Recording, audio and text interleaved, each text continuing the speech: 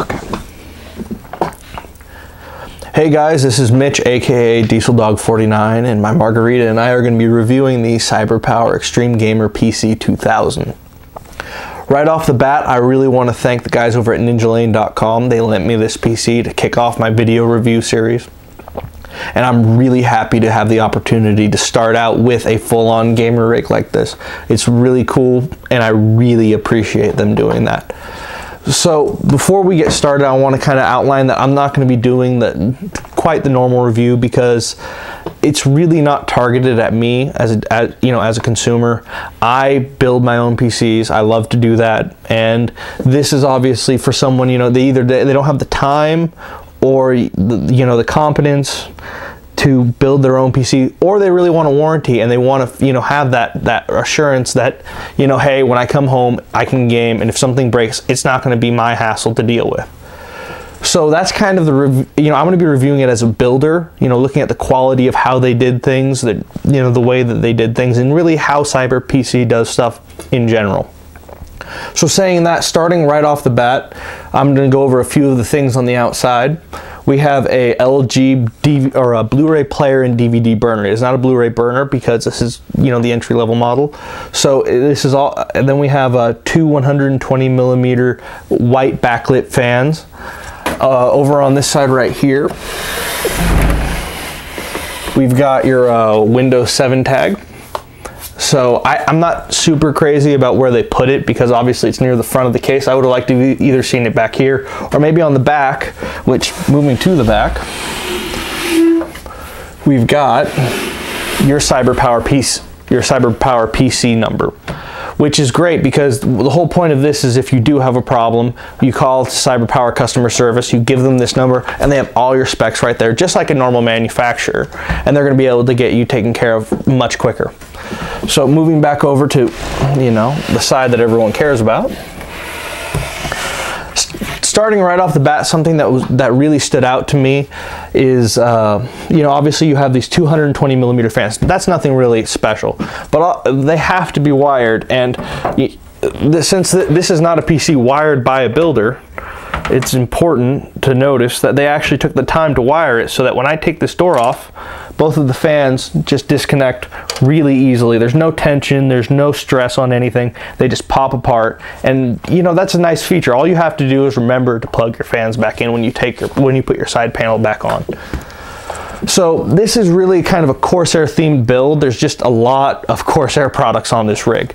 So starting right off the bat, we have the 3570K Intel i5 processor, which is the best gaming processor out there right now. I mean, unless you're doing high definition encoding, stuff like that, this is all you're going to need. It's more than enough.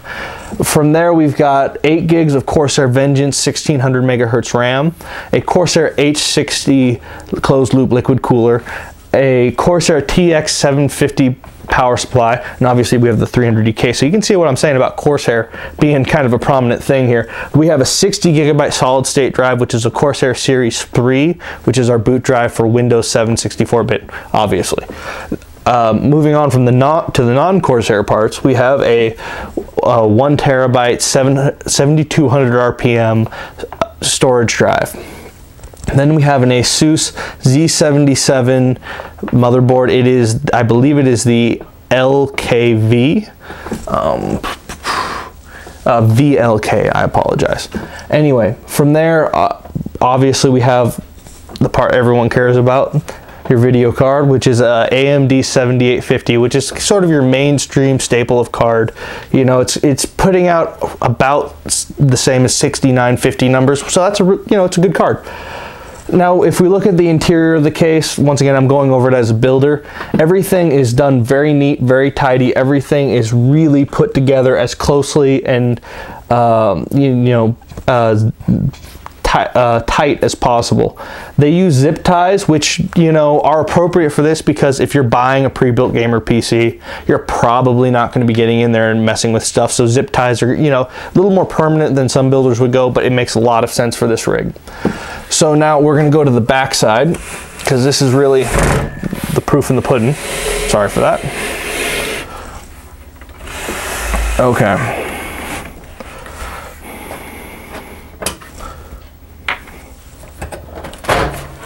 Okay, so we have the wiring on the back side, which once again, this is probably the only criticism I have, and it's not really a criticism of Cyberpower PC, it's more of just not going with a modular PSU. We have everything zip tied together, everything fits in here, but it is not by any means a neat and clean scenario. It is cluttered. Not because they did anything wrong, because they have all of these extra cables they have to keep put together. And I'm amazed that they fit them all in here, because this case does not have a ton of room on the back side of it to really manage wires. You know, it's got good wire management holes, but it's really cramped back here. And the fact that they get it on there and I can get this back off and on by myself is pretty impressive. But spend the 30-40 bucks it takes to get a modular or semi-modular PSU, because it's really going to help you. I mean, this just bugs me, having all of these extra wires that I'm not even using. And if you're, if you are, never going to open this PC, never really going to mess with it, getting a modular PSU, this stuff is never even going to be there. It's not an issue. It helps just keep things tidy. But that's just me being kind of picky. So as you can see, we have the hard drives. They are in quick removable trays, but they did go through the effort to actually mount everything. So all the wires are hidden on the back end. Sorry, I'm messing up their good work. Anyway, everything is, really, honestly, you can't criticize making this many cables fit into the base model of case that well. They do a good job on this. I really can't say anything as a builder. If I had to work with the same situation, I could get the same result, but the fact that they do this commercially, that's pretty good. I'd be pretty happy with that. Anyway, so that's kind of an overview of the PC, physically as a whole. Now the thing is that I actually spent a lot more time with this PC than someone normally would, because right after getting it, the motherboard on my main rig blew up.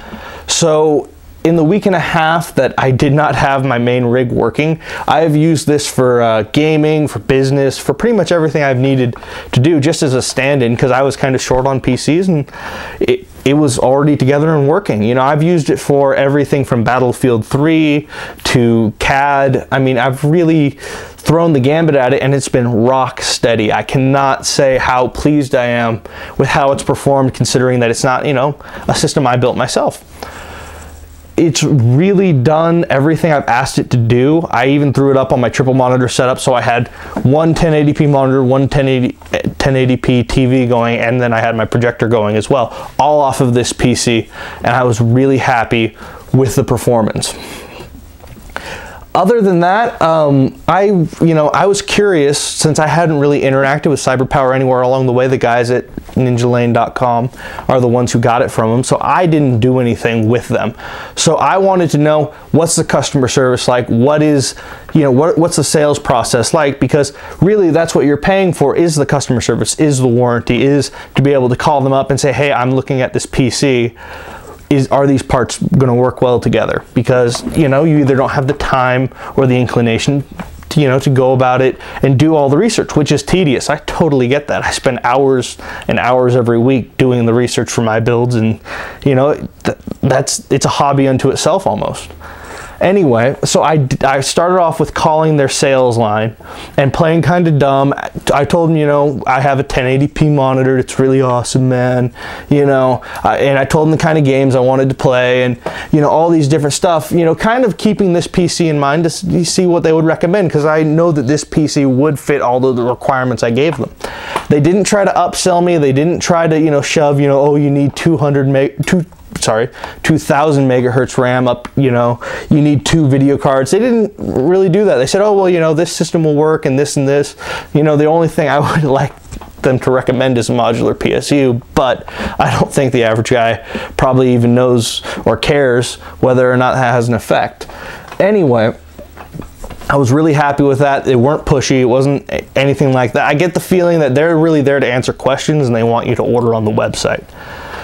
So after that, I called up the customer support. I kind of made some dummy problems with the system to see, how that worked. What did they do? Did they, you know, what kind of customer service experience would you get?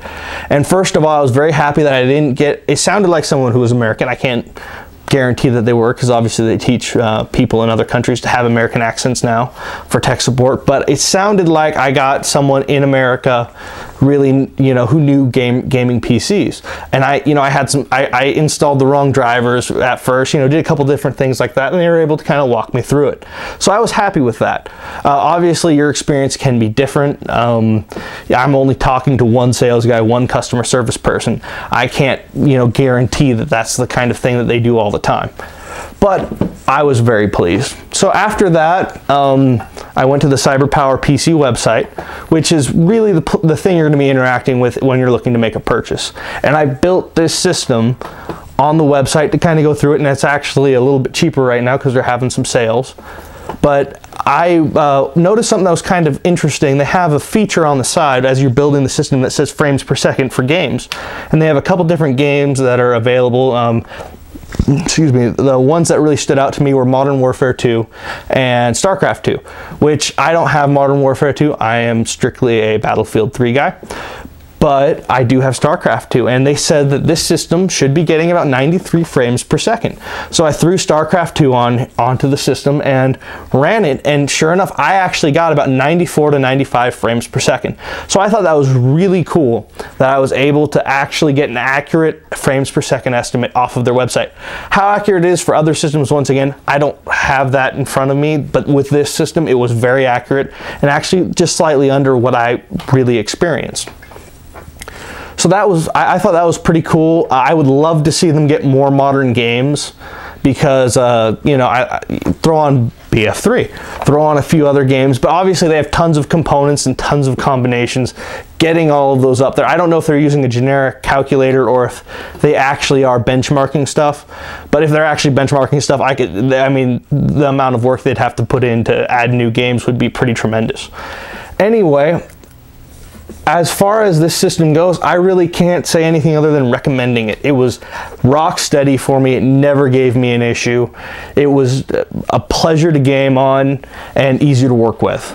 So if you're thinking about going with a pre-built PC because, you know, you've got 2 kids, you've got a job, and you really don't have the time to build a rig, you just want to get in some time, you know, online gaming, Cyberpower PC absolutely gets my seal of approval. I really enjoyed the experience I had with this. I will be making some more videos, and I'm still playing with the format. This is my first review, so if you have any thoughts, you know, criticism, you know, comments, please post them in the links online. And I will actually be starting with a couple of mechanical keyboards and some stuff like that for my next few reviews. And thank you for watching. This has been Mitch and my margarita. So.